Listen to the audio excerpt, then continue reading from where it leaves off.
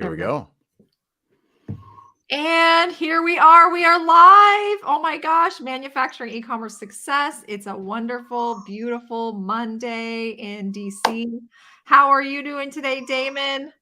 Awesome. Damon It's Pistolka? Monday motivation time, and I am Yes. ready to roll because we got Angela in the house today. We got Angela, and she is going to bring all the motivation today. She's just, Yeah. just a powerhouse, and can't wait to hear all of her amazing words of wisdom and experience. So, Angela, welcome to the show. Oh, thank you, Nicole. I'm doing great. Thank you so much. Thank you, Damon. So good to see you again. Yes. Yeah, It's awesome. Always. So Always awesome to awesome have seeing another woman in manufacturing on the show. We just had Megan Ziemba on. I think it was last Oh, Damon. I love Megan. Yeah. I wore my Megan was I on wore my last week. Mavens of Manufacturing shirt to the Houston Food Bank on Saturday, so that Nice. all of my manufacturing friends would be able to identify me. I love it. Tell us about that manufacturing event that you went to, the food bank. Tell us what you guys did. Yeah, I'd that love to sounds hear about awesome. it. Oh, I'd love to. Yes, of course. We had a great event on Saturday. So the local Houston members of the Texas chapter of Women in Manufacturing collaborated with the Houston chapter of the Society of Manufacturing Engineers, as well as the University of Houston's student chapter of the Society of Manufacturing Engineers, to volunteer at the Houston Food Bank.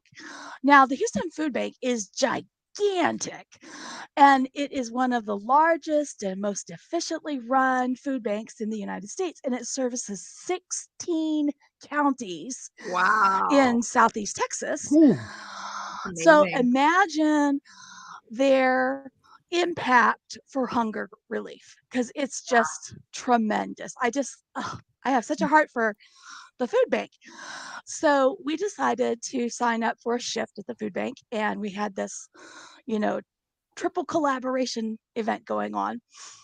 And it was just so much fun, and getting to work with my peers plus the students, and getting to know students and encouraging this next generation of manufacturing engineers was just fantastic.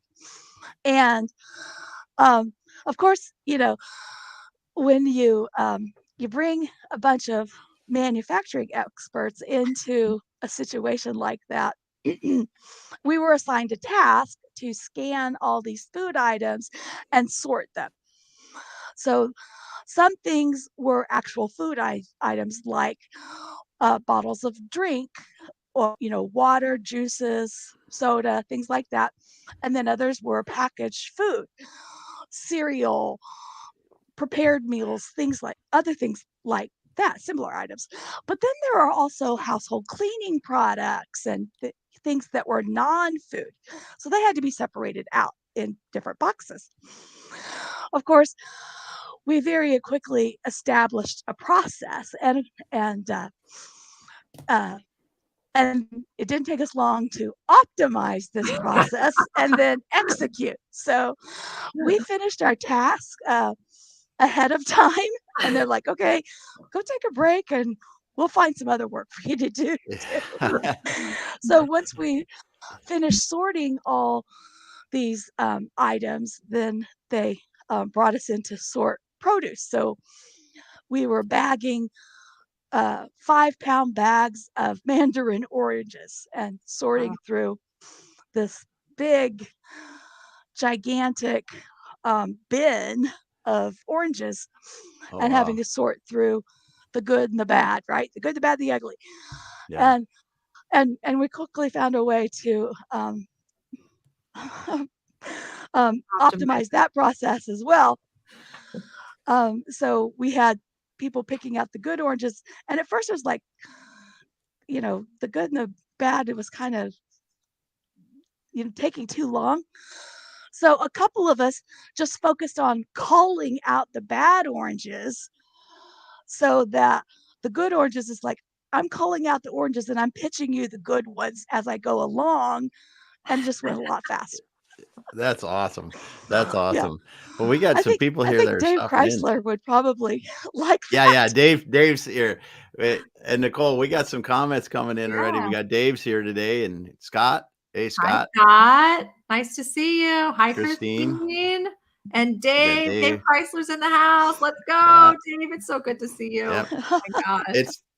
It's great when when you get manufacturers together. I don't care if you're doing something like that at the food bank or at the baseball park or at a school, painting up, fixing things up, because you could just tell things happen. It's like, we're here to do something. This is what we do every day. Just get us the stuff and get out of our way. And we don't even think about it. We just fell into this rhythm automatically. We didn't Yeah. discuss it. We just did Yeah. it. Yeah. Now Just that start is doing. great culture, right? Great Yes. culture in action. You all just kind of like, like the birds, the V that flies together, right? You just kind of go in your spot. And Just that's happens. amazing. It just happens. Well, cool. Well, Angela, it's so great to have you on today. Thank you for so much for joining us. And thanks everyone out there for listening in and tuning in. This is going to be such a fun, wonderful conversation. And I do have to do I have to do an homage to Kurt, who is not here today. We miss him terribly, but he is off with his family today. And just want to ask the first question that Kurt always asks. And this is, Angela, when you were a little girl growing up. Where did you grow up, by the way? Where's Oh, home? extreme northwest corner of Arkansas. So I'm from Benton Oh, County, which yep. is that little county in the corner by Missouri and Oklahoma, Uh-huh. where that all comes together. Beautiful, beautiful part of this country. When you were a little girl growing up, who was your hero? Marie Curie. Wow. Marie Curie. Awesome. That's amazing. What Yeah. got you into Marie Curie? Tell me. Oh, I read her biography when I was in the 4th grade. And I Uh-huh. just thought, oh, she's so fascinating. And, Yeah. she was Polish. And so that's why one of the elements she discovered is called polonium, is because she was Polish. Yeah. And she had this very romantic story with her husband, and going to the Sorbonne, and she not only did she win 2 Nobel Prizes, but they're in different fields of study. One is in physics and one is in chemistry. Yeah. And I just thought, she here was this poor little Polish girl, and look at what she accomplished. She changed the world. She Oh, did yeah. the world. What an inspiring role model for you. Yeah. So cool. And I can see that her inspiration is totally led to where you are today and impacted you in a huge way. That's amazing. Very cool. Yeah. So I don't know if I've had the opportunity to talk to Angela a couple times, and Uh-huh. I gotta say, there's some of the coolest stuff in your background. So let's just go back a little ways, because I want to share this. What you went to college, and what did you go to college for? Electrical engineering. Yes. Yes. And when you Baller. were in, I know, but this it just gets it's that's just like scratching the surface. So you grow up in this small area, kind of remote area. I Ozark did. Mountains. Yeah, exactly. Mhm. I grew up remote as well. You went to school, got your engineering degree, then you went and got your master's in science and telecommunications management. But where the heck was your first job coming out of college, if I remember right, or one of your first jobs? Because it was the coolest So, thing. yeah, so my first real job out of college, I worked in the power management and distribution branch of the space station at NASA Glenn, NASA. which is now, So yeah, cool. at that time it was NASA Lewis Research Center in Cleveland, Ohio. It's now NASA Glenn. Yeah. That's amazing. You actually designed stuff in the power systems on there, right? You were working on the Yeah, teams that were doing that stuff. yeah, there's actually on my LinkedIn profile, there is a NASA tech brief on the load converters of the space station. So my job was to we had subcontractors that built the prototypes, and so my job was to work on that design and to test the prototype equipment before it would then eventually go into production to go on the space station. Because Wow. when I worked at NASA, it was pre-launch. Yeah. Wow. This is like Hidden Figures, man. Have you seen that? Well, I'm not quite that old, but yeah. Well, yeah, but I mean, that's baller, Angela. It is. It is.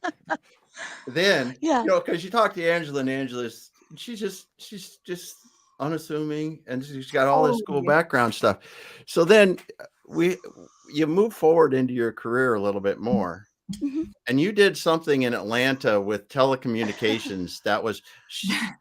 I'll let you explain it, but she did something that has set a precedence for the world. So my capstone course for my my master's degree was designing and then of course actually building a metropolitan access ring around the city of Atlanta, because the company I worked for, Williams Communications, owned a satellite uplink, uplink and downlink, obviously. It was called Up South Teleport outside the city of Atlanta, and some of our prime customers were TBS Studios, CNN, and other major Fox studios, for all the sports, ESPN, right? And Wow. so I needed to be able to connect all of these premium customers, Fox, for the Atlanta Braves, and all the other baseball, all the other sports, the stadiums and so forth in Atlanta. Turner, TBS, CNN, the CDC, oddly enough, and the Up South Teleport, all of these major customers in Atlanta with a very high volume, like really, really high. I could tell you it's called an OC48, so an optical circuit of 48 power. So I designed that, and so now a metro access network is a very common thing, but that was my design for my master's degree. And of course, a lot of the customers were like, I don't want my information to be at risk. CNN's like, I don't want TBS to have access to my information. And I'd have to explain to them why it wouldn't be shared and how the signals work. There's no way they could get it. And but it was fun. Yeah, it was really fun. No pressure. No pressure at I know. all, man. I know. No pressure like designing the prototype that's going to be used to go the space. No pressure designing a metro access network. Oh, yeah. When I was at NASA, I blew up 2 load converters that are worth $250,000 a piece. And I turned to the Westinghouse guy.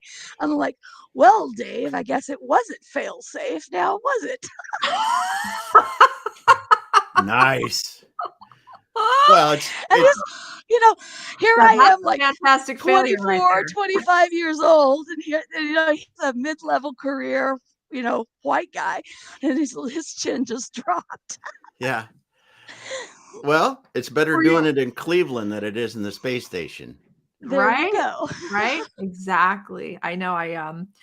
I just saw that movie Oppenheimer a couple weeks ago. I don't know if you guys have seen that movie, but it's just insane what goes into anything related to that kind of technology, all the testing that you have to do and everything. Yeah. So, yeah. Man. Awesome stuff. Awesome stuff. Angela. Yeah. I know. And so as you look at your career then, Angela, you had a bit of project management work. Just a little bit. A little bit. Some pretty, I don't know, medium profile projects, Damon. Yeah. You know? Yeah. It's like Oh, another day in the office with Angela. you hate to Yeah. be in the space station pushing the reset, the breaker reset button and not working or something, or a power stop. So Yeah, my you know, gosh. you We don't got some just Yeah. phone the repairman. we got some great comments coming in. We Yeah. got Dave Chrysler. I'm not a rocket scientist, but I know a bunch of them. No, no, I'm not a rocket scientist, Yeah. but I can introduce you to one. And then we've got, Oh, got Kevin Kevin. Johnson's here. Oh, Kevin coming Kevin. in from Alaska. Man, Hey, Kevin. He just came. I Palmer. interviewed him on the podcast on Friday, and he had me in tears. It was amazing. Hey, Kevin, Awesome, it's dude. great to see you. And Christine, it is a great Oppenheimer. movie. Really great movie. Very powerful. Well, Yeah. Angela, this is so awesome. So I wanted to tell us a little bit more. Let's keep going down that path. How Sure. did what made you decide after all of that wonderful experience for NASA and, building out those, for all of those networks, what led you to starting your own company? What took you down that path, and what was it, the catalyst for you that was like, you know what, this is what I want to do Well, next? this is actually my second foray into being an entrepreneur. And both times it was because I was laid off or let go from another company. So I had been working, as most recently I spent 10 years at Collins Aerospace, and I was a subcontracts program manager, which was a great use of my three principal skills, which are engineering, program management, and contracts management. Yeah. Um, and so at the end of 2020, COVID was really shutting a lot of things down, and the aviation industry really, really suffered. Yeah. And Boeing had shut down the 787 production, and just one thing led to another, and I found myself without a job. So I looked around. I'm in Houston. There's a lot of high tech work here, and of course we have NASA Johnson. And I thought, well, that's helpful. I was actually in the interview process with Boeing for a job at NASA. But the commute from where I live in Houston to the Space Center is over an hour one way. Ooh. Yeah. And I, yeah, and I'd been working from home for 8 years at that point. Well, it's hard to go. Yeah. And After you've been working yeah, from home, it's hard to go back to an office. yeah, and Yeah.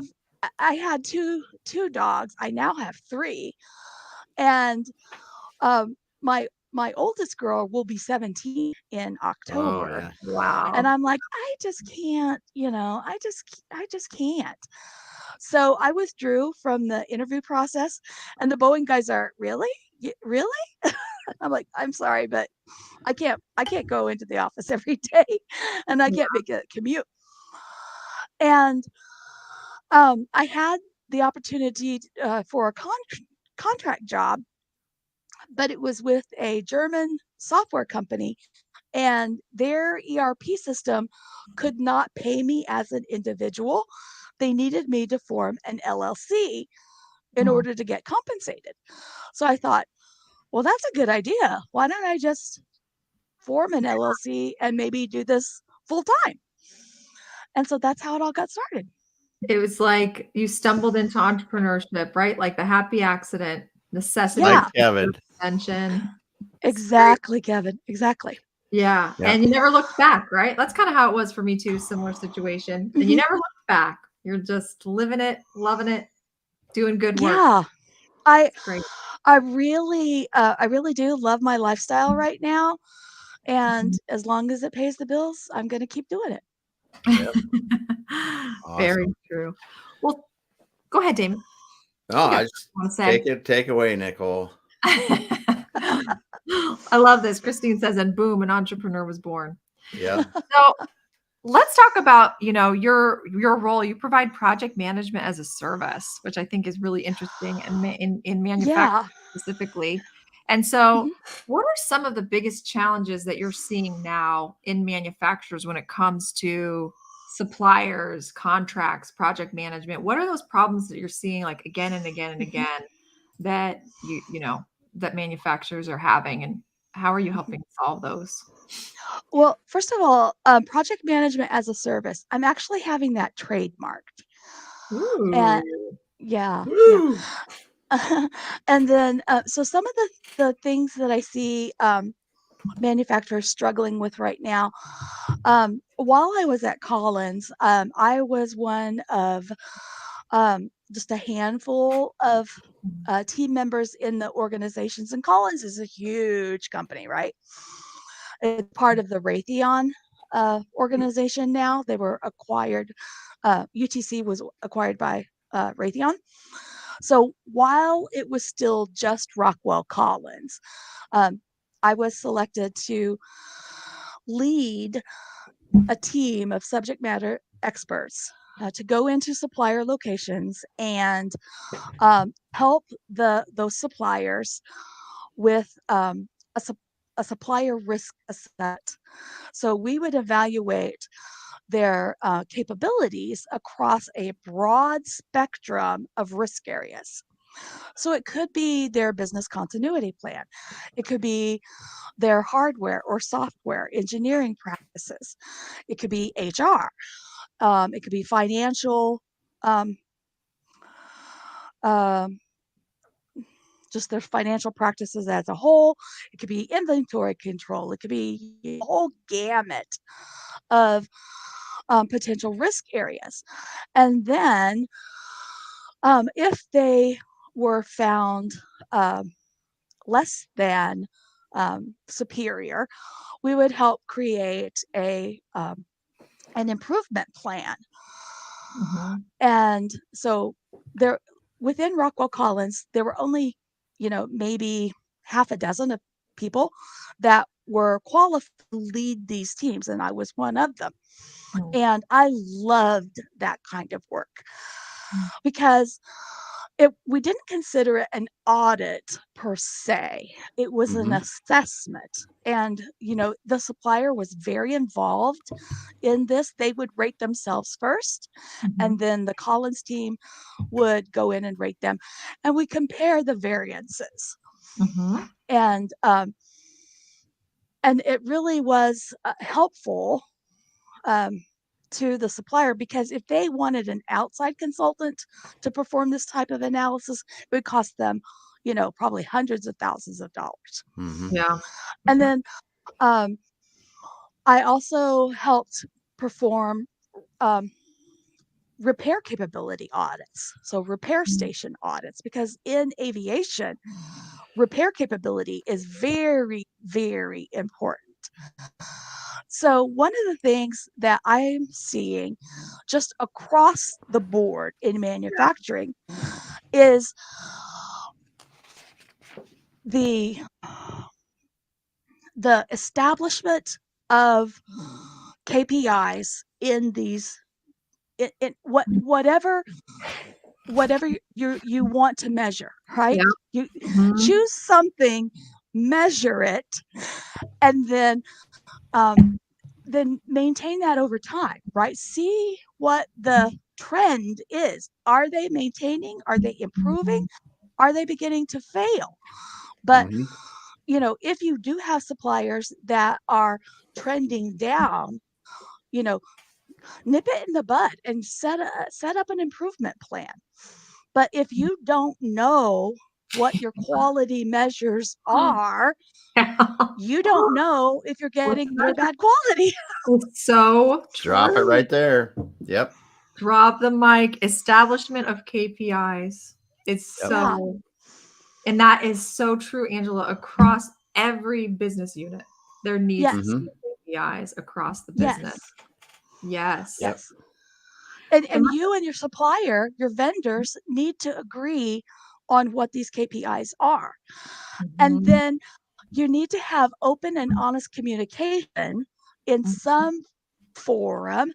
Maybe it's a monthly meeting. Maybe it's just submitting a monthly report. You don't need to meet.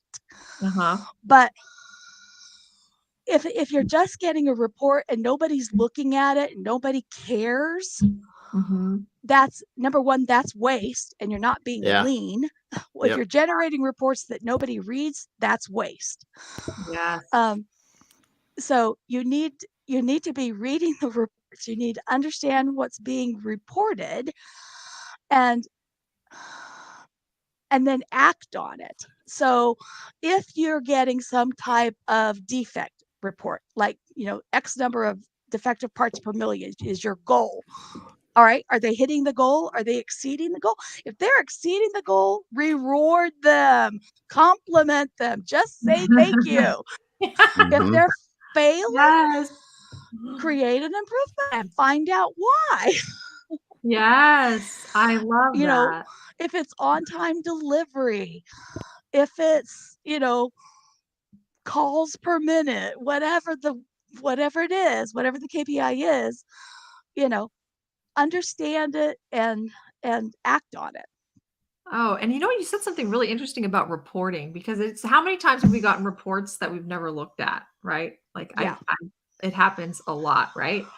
I remember reading about Jeff Bezos in his Amazon meetings. I don't know if you guys know this. I found it fascinating that in the meetings, he banned slide decks and everyone gets a memo that they have to read at the meeting. So they spend the first 20 minutes of the meeting, everyone has to read the memo before they talk about it. And I thought, like, that's brilliant, because how many times do you go to a meeting and someone hasn't prepared for it or didn't have time to read it or whatever? And this way, everyone in the room is dealing with and knows and has access to the same information. There's no excuse. You have to like review it, So anyway, I thought that was fascinating, but I love it. That is key. That is key. And as you know, and I've seen both of you, that you go into these meetings and someone starts talking about something, and somebody else that's should be weighing in on it, or maybe even having to make a decision. They're like, well, I need to review that.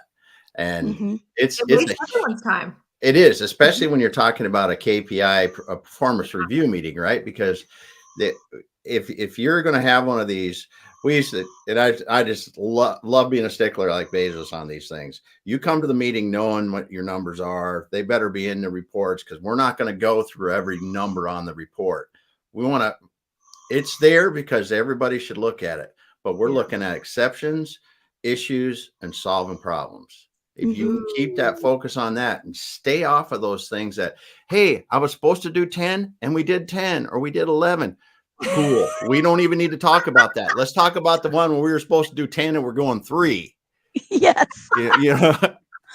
But Angela, you got to see a lot of this when you're helping people with project management. I mean, it's just a lot of but execution is really the hardest thing, isn't it? That's hard. That is really hard to say. So because execution is only like one portion. You've got the whole initiating, planning, there you go, execution, monitoring and controlling, and then closing. There you go. So for some people, the initiating and planning is the most difficult, and then once you get that done, executing rolls. But it's true. Execution is where the hard work is done, and the team needs to come to the table and do the work. Yeah. I think you guys are both right on this. I think it depends maybe on the organization, right? Like maybe some organizations which are very process oriented and maybe not so open to change, getting them bought into the whole transformation is a much more massive, difficult undertaking. And once they've all bought into it, they're like, we get process, we got this all figured out, right? But then maybe other organizations that are much more like nimble and innovative and all of that, change is like much easier for them, but then the execution part of it might be harder. So maybe I think you guys are both right. I think it's maybe business specific, right? And I think Angela, probably that's your experience, is when you go into these various businesses, you have to be able to identify, all of those barriers, roadblocks, and everything, and put together a plan that's going to work for that specific business. Yes. Yes. Yeah. Very cool. Man. Well, tell us a little bit more about last week. You were traveling. and you were at a conference and you were Yeah. talking about, you were Mhm. representing Women in Manufacturing chapter for Mhm. Houston, right? Tell us a little Right. bit about what you were talking about there. It was all about digital transformation. We hear that word. That's a big buzzword. Every company is going through digital transformation. Let's be honest. This is like digital transformation is like status quo these days. Like you have to be digitally transforming your business. Otherwise, you're not going to survive. So what was Yeah. it that you were talking about there? And what do you think manufacturers, because we hear these statistics that like 70% of all digital transformation projects fail and all of Mhm. that. Mhm. So tell us about what you were sharing there and what are some things that we can be thinking about, audience can be thinking about digital transformation. So digital transformation, and this is one of the things that we pointed out at the conference last, which was the AI Manufacturing and SCADA Technology Conference in Dallas, and Mhm. we had a panel discussion of women in manufacturing members from the Texas chapter at the conference. Now, digital transformation is a very broad topic, and for that in a 30-minute panel discussion was quite a challenge. I bet. So, one of the things that one topic that we touched on was ERP systems. That's an example of how digital transformation has touched manufacturing. And ERP systems are designed to collect and share information in real time throughout the organization. So this can give you data on inventory management, on sales, on production planning, um, on design rev control, just a tremendous amount of data about your products and your customers and your sales throughout the organization in real time. And whenever you have a update or a change to, complete like new rollout of an ERP system, it's going to be really, really important that you have the buy-in from leadership, but that you also have the buy-in from the users. So you want to make it clear why this change is taking place and how people are going to be affected in their daily lives, and hopefully how it's going to be an improvement for them, how this change is going to make their workload easier, and so forth. And then one of the biggest things is that you're going to track adoption, because that's ultimately what you want. It won't be a Mm-hmm. success if the users don't adopt the Yeah. new change. Yeah. So you're going to Yeah. need um, members of the team, of the project management team or the change management team, to be ambassadors for this change to help to get that adoption. Yeah. What does that mean? Like, how can you be a great ambassador? What does a great ambassador do to help with adoption? So when I was at Collins, we decided to roll out SAP's Ariba software for contract management. And so, a lot of companies use SAP, and this is just another SAP product. So once the rollout took place, I then began to hold weekly meetings for the subcontracts organization to just be a Q&A sounding board. So members of my group, my organization, so there's like 150 subcontract program managers, um, could attend my weekly meetings and ask questions, or say, I find how to do that. All right, I would log that question, and if I didn't immediately know the answer, I would find out by the next week's meeting. And it was okay to say, I don't know, but I will find out. And so together we learned, and this log was it was on a site where everybody could access the Q&A log, and just so that was how I was an ambassador, Yeah. to That's just so help important say, too. yeah, Because if someone doesn't step up to take responsibility for getting questions answered, a lot of hmm times people just get frustrated and use their old workarounds instead of adopting the system. And exactly, just by stepping up, you're helping people. And then also publishing kind of an FAQ site where, hey, I've yes, got this question. What's the answer? Is an awesome way to keep that going long term too. hmm Yeah, and make it efficient for people to get answers to their questions Yeah. so they're not having to like repeat themselves over and over, or someone tells them the wrong thing or whatever. You have one place where that's like the master source of truth, hmm Yeah. that you hmm can add to. That's Yeah. wonderful. Well, and then you don't have people just moaning and groaning. It's horrible. I hate it. You know.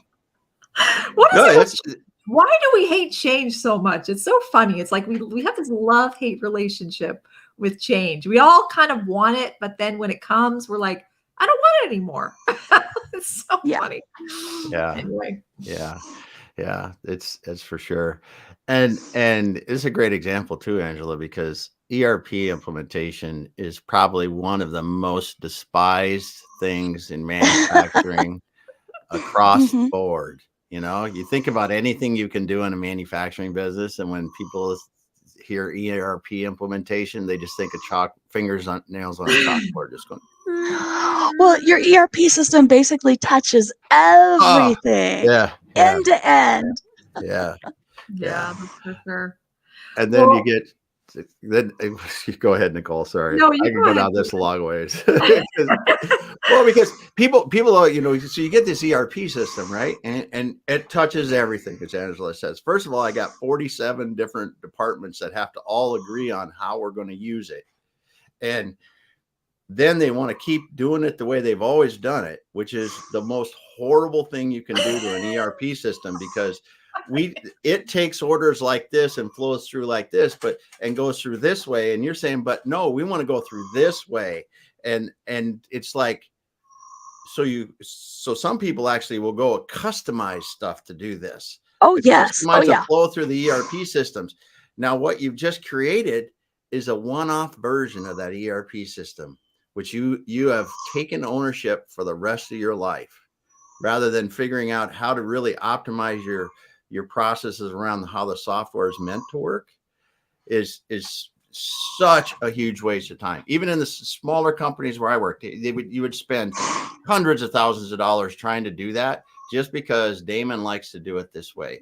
And in the end, you just added however many years you had that system's worth of extra work, because every time you upgrade, every time you want to make another change, you have to, all that stuff has to be considered. It's like, hmm ugh, ugh. Well, then another area for digital transformation, of course, is the Internet of Things. Yeah. So all of these digital assets to your company's is you're creating more connectedness within the Uh-huh. factory, and you're building a smart factory. Well, that's wonderful, but now you need more computing power, and you need more, Yeah. let's assume, cloud storage space, Mm-hmm. and you also are creating more network vulnerability for in the case of cybersecurity threats.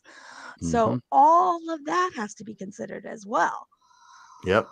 I So, had um, one of my friends running a manufacturing company. They got hacked through their plasma cutter out on the floor. Killed it. Killed that's it. incredible. Yeah, Yeah. yeah. Yeah. So Wow. it's everywhere now, because every hmm machine is hooked into your network. Most of them hmm are able to access the internet and do what they need to do. And hmm yeah.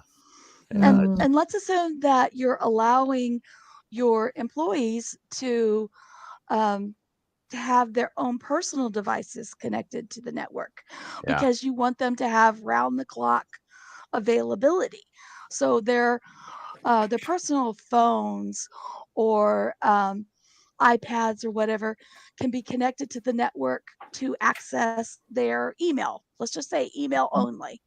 Mm-hmm. Well, now their phone is a device connected to your network, and all of the apps on their phone become a point of vulnerability for your network. Yes. Oh Oh, my yeah, God.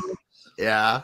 So It's true. all true. It keeps on going and going. It Yeah, does. It just spirals. it does. It really does. I like Dan's comment. Dan does ERP implementation, so Yes, this is I we figured have he'd a like great that. question. It's funny to Yeah. hear how ERP is despised. Business process management upfront can eliminate some of the kinks and frustrations. Do you recommend BPM? Angela, what do you Absolutely. so what maybe Absolutely. tell our audience who might what is BPM? Tell us a little bit about what that is and your thoughts on that. Yeah. Business process management. Yeah. So so I think that all of your processes need to be documented. Those documents need to be rev controlled, and you need to have a process around how you update and release your processes, your documented processes. But for what Dan's alluding to, you would want to have a process around how you handle ERP updates, the decision process around how you would make a decision on whether to implement changes and how to execute those changes, including adoption. And do you need a process on your process? Oh yeah, of course. Wait, what? Processes are important? Oh man. Very So true. I recently was working for a client and some of their processes had not been updated in well over 8 years. Oh, wow. The rev control showed a date that was like 2014. And I was Wow. like, the company name that owned that process no longer exists. So Wow. we may want to revisit that. Yeah. But that was beyond the scope of my project. Yeah. Oh my So God. I just made a note, Well, made a recommendation. yeah. What are some other like fantastic failures that you've seen maybe that manufacturers can avoid anytime they're going through, an ERP implementation or sort of digital transformation? Tell us about some things that they can be. Identifying stakeholders. So this is one of those things that you do up front. Identifying stakeholders. Because you don't want to be halfway through an implementation and find out that you completely forgot about a whole division that's going to be impacted by this change. It's like, tax accounting? We didn't realize that tax accounting was going to be affected. Yeah. and then you have to stop and figure out how to fix this. Yeah. You don't want to be in that position. Huge waste of time at that point. Yeah, because if you're not including the stakeholders, you're gonna have to go all the way back to the drawing board. You And could have to again. go all the way back to the beginning. All the way back to the beginning. Yes. Yeah. So you did that wrong. It's a big time. Identifying your stakeholders up front is hugely important. Huge. And so you can't do a project manager cannot do that work in a vacuum. You have to involve other team members, ask your sponsor,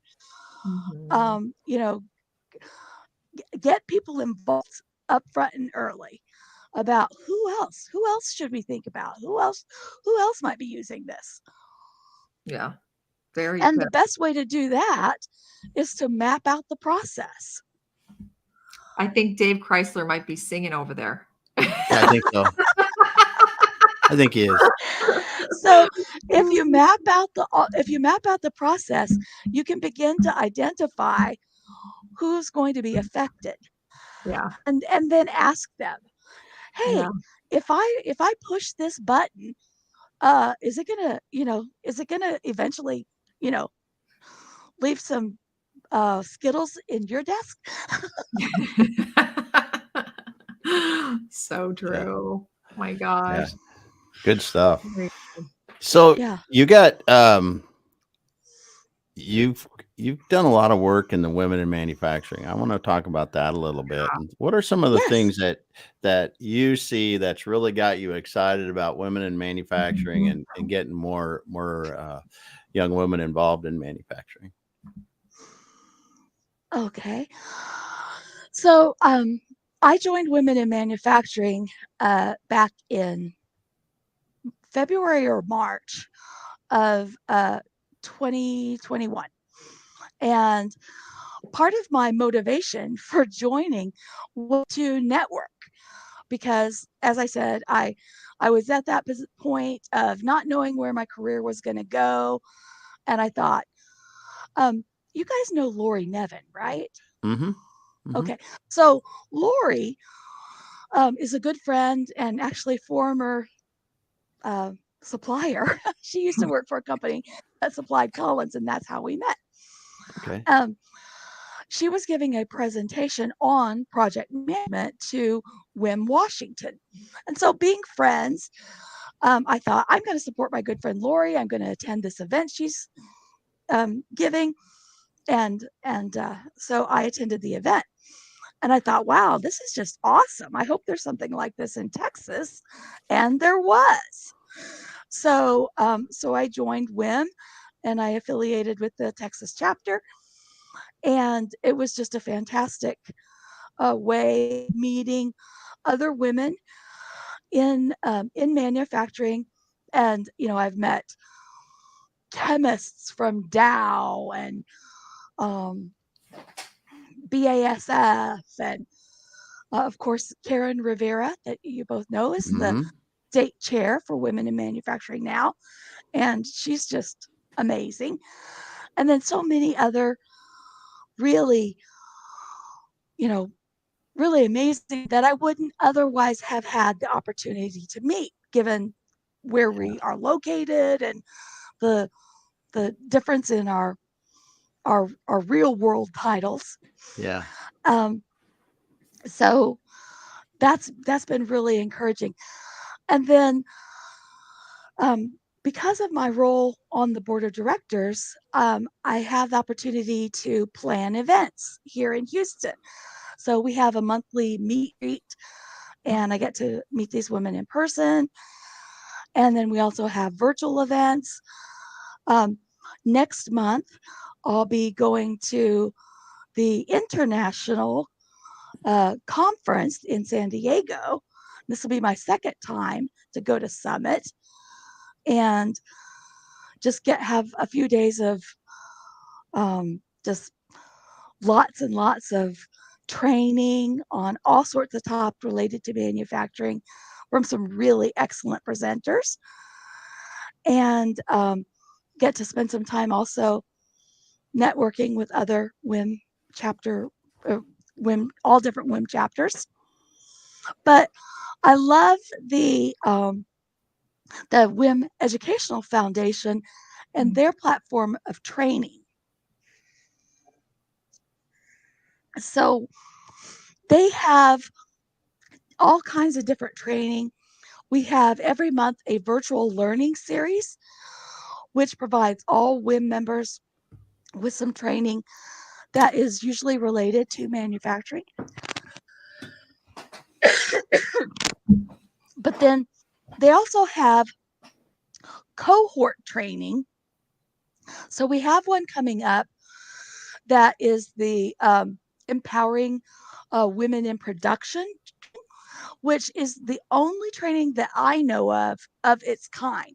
And it is specifically designed to train the women on the production floor with leadership skills and all kinds of skills to help build up their professional development, because I think that's an area that is too often overlooked. Lots of companies train their new managers or their executives, but they overlook the women that are on the production floor. There doesn't seem to be a lot of Yeah. professional development specifically for them. And then, of course, That's WIM awesome. does have that new manager and that executive development program as well. And in fact, the executive development program is offered through Case Western Reserve University, which is a very, very well-respected university in Cleveland. Yeah. Very cool. Then there's like the Moms in Manufacturing event that's held every year, and that's actually a virtual event. So they try to make it as convenient for moms as they can. Oh, I love that. Yeah. Yeah.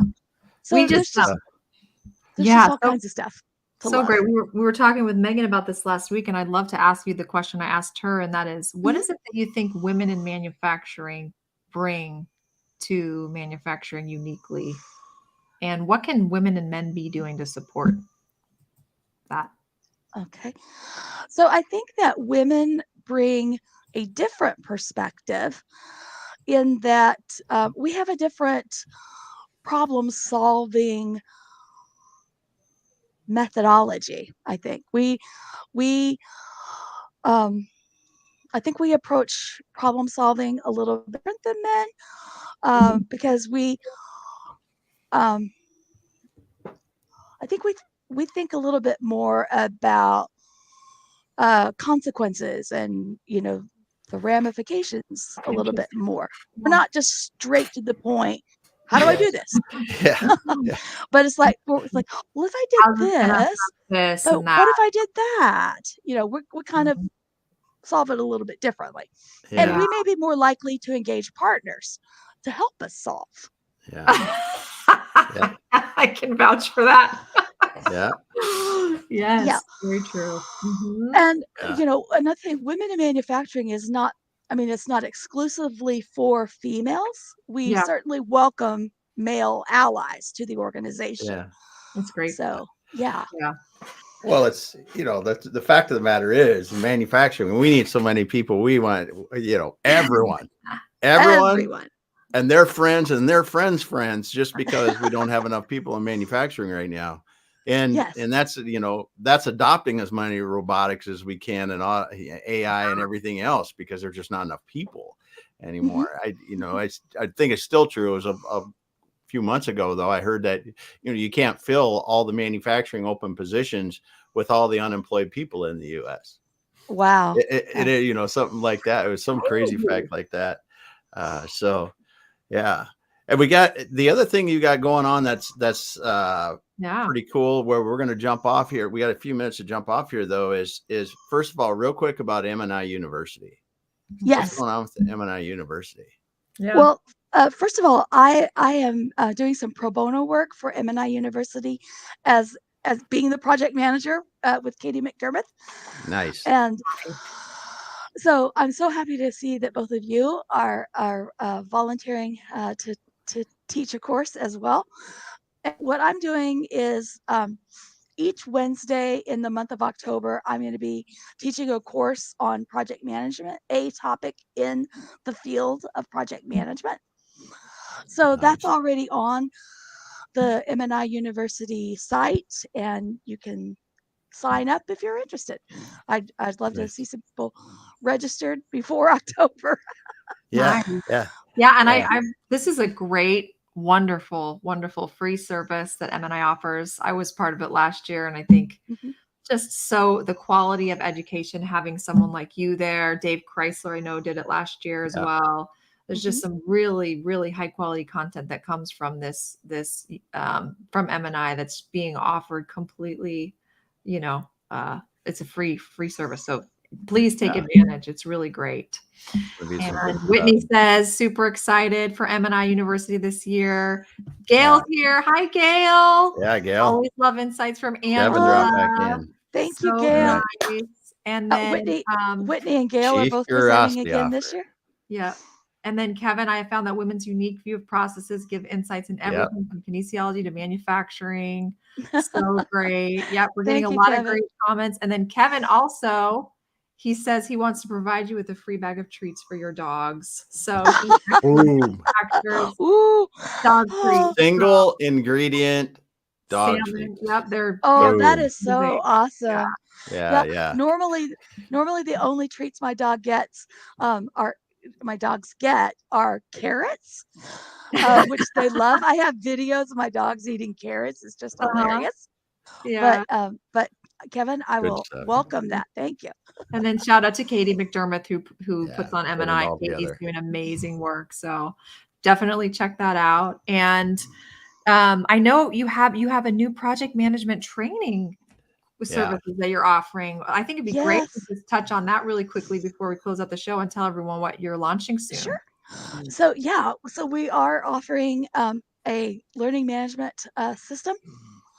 So that is focused on project management as well as the soft skills that help someone be a better project management or project manager. And right now I'm the bottleneck, just getting all the content curated. But we hope to have that ready at the end of the month or next week. Next week, hopefully, is when it will go live. And if Nice. anyone wants to see a 5-minute sample of what that looks like, just send me a LinkedIn message or an email, and I'll be happy to send that over. Awesome. Amazing. Yeah. Awesome. Well, this has been such a wonderful conversation. Oh my God. Yes. Angela, from sending spaceships out into space to connecting our networks to supporting women in manufacturing to teaching us about digital transformation. Thank you so And much. we didn't even talk about wedding planning. Oh my gosh, you are truly a Renaissance woman. Oh, Dan has a quick question I want to point out. He asks if your course includes waterfall, agile, or hybrid, and what Dan, that response it can take a little while, but it entirely depends on the requirements of the project. So that's all I can tell you right now. There we go. That makes sense. I guess. Yeah. Good stuff. Where you are. This is great. Come to my M&I class and we can talk about it further. Yeah, there you go. Very good. Good stuff. Well, Damon, I don't know. I know Kurt always has this amazing closing question. I just don't know that I can do it justice the way Kurt does. I think you need to ask it, Damon Pistolka. Well, Nicole, there's a first time for everyone. All right. Well, I'm not a huge baseball person, but this is the question that Kurt always asks. Kurt, if you're out there, I know I'm not going to do you. I'm doing my best. Okay. So, Angela, do you like baseball? Mm-hmm. I do. I'm from Houston. We got the Astros. You're an Astros fan. Okay. So you're an Astros fan. Let's just imagine that it's the 9th inning. Bases are loaded. And they say, Angela, two outs. Mm-hmm. And your coach comes up to you and says, Angela, you're up. It's your turn to the plate. You gotta hit that home run, that grand slam. Okay. Got a person on second. On second. You got to drive them in to win the game. Okay. Bottom of the 9th. Bottom of the 9th. What is your walk-up song? Oh, it's definitely something by Pink, and awesome. Trouble. Yeah, love it. There you go. That's probably the first pop song we've gotten in a while, Damon. Yeah, I love it. That's Very a good nice. one. That's a good one. We have had some amazing answers to this question, though. I bet. Just let your bodies hit the floor, right? Let yeah, the there's bodies yeah. How about the Cupid shuffle? Yeah. Oh, great. Dave Chrysler says, amazing show, everyone. Kevin you, Dave. Thompson says, good pick, Angela. Yep, very Yeah. good. All right. And so this has been such a great show. Damon, any last and final words that you have that you want to share? Have a great week, everyone. You don't even realize that we're sliding into the holiday weekend this coming up weekend. It's Yeah. already here, but we're not having a show on Friday, and I don't think we have a show the following Monday. But just have a great weekend, be safe, and enjoy time with friends and family. Yeah, Yes. absolutely. Yes. Angela, Well, any final words? It's only 90 degrees today in Houston, so I'm enjoying the cool weather. Hopefully the humidity's down soon. That's nice. Very nice. Well, good. Well, thank you everyone out there for listening and for tuning in. It's so nice to see all of our manufacturing friends out there commenting and sharing the love. And Yeah, thanks we everyone. appreciate you guys. Hope you guys have a wonderful weekend. Angela, I hope you have a wonderful weekend. Enjoy those dogs and have a wonderful week. And Damon, you too. Enjoy all that crab you got this weekend. And we'll talk to you soon. All right. See y'all Thank later. you so much.